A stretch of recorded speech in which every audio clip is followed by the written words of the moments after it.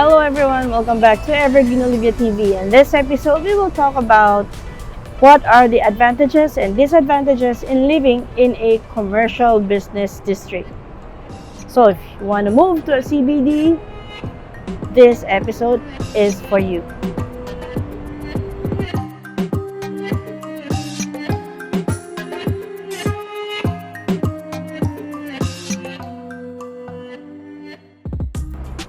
Right. So, the first disadvantage is that mas mahal ang bilihin sa Central Business District. It is more expensive to live in the CBD because usually these are the places that there are no wet markets, and usually the supermarkets have a much higher price, like 30% higher than the usual market prices. So, that's one of the disadvantage.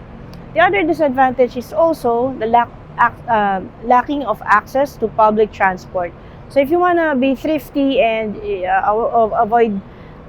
avoid using taxi or Grab, it is a bit difficult. If you don't want to do that, you might have to walk.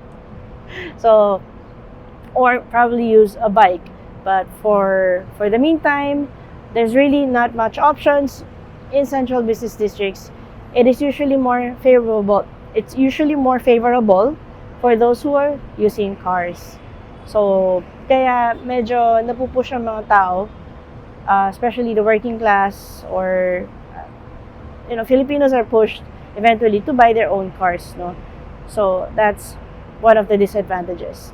The other disadvantage is mas maliit ang living spaces. When we say living spaces, ito yung unlike if you're used to living in mansions or big properties, like in the suburbs and provinces, or maybe in your house.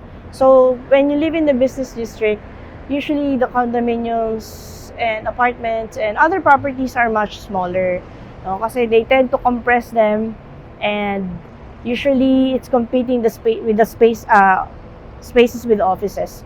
So mas maliliit, don't expect much. It's average, like may 25 pa nga eh. Connected to the smaller spaces, definitely it means that you have a higher cost of living. So especially yung mga condominiums and apartments, yung mga rent mo mas mahal. You might end up spending at least $400 US dollars each month. That's average. If you wanna spend lower there, that will make you end up having bed space and share apartments or condominiums with friends or families. That's how it's gonna be. So usually the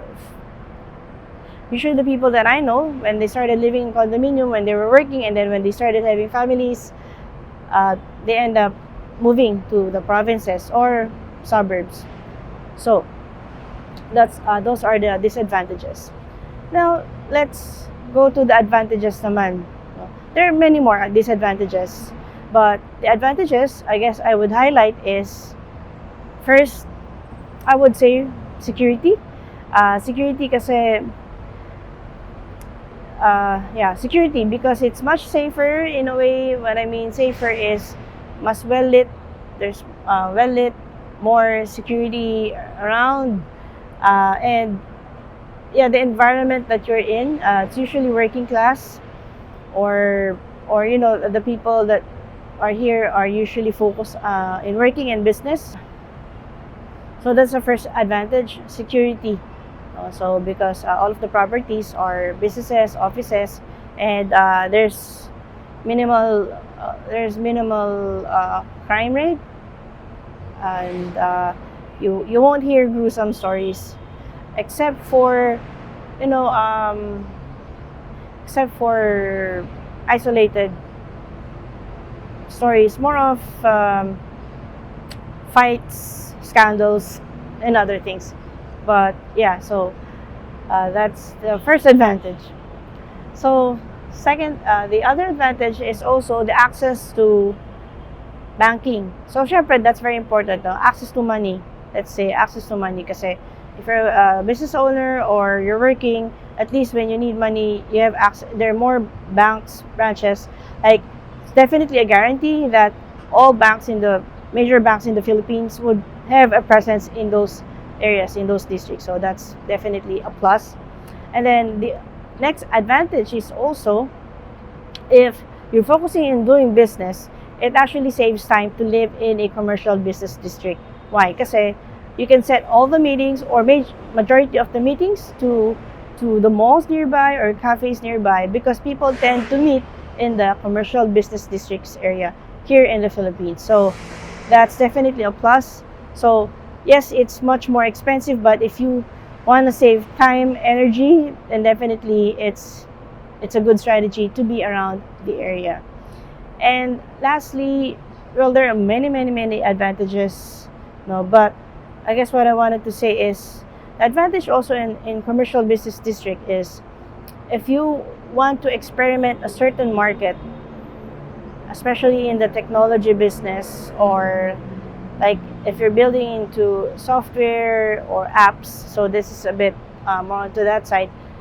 Even in the market, there's a probability, if you want to go agri, there's also a market, because the lack of access to cheaper vegetables, that's also a market. People, the market there is more of a lack of time, so it's easier to sell things that it's time saving. So that's the advantage of commercial business districts. So it's that's why more pop-up markets or shops appear during weekends, because it's a good place to experiment.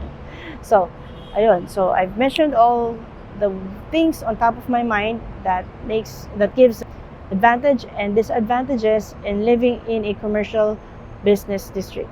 So I hope you find this episode helpful. So don't forget to subscribe and comment down below if you have other ideas that you think I missed, or you wanted to add more in the advantage and disadvantage list. Comment down below. So once again, thank you very much for watching Everino Live TV. See you next episode.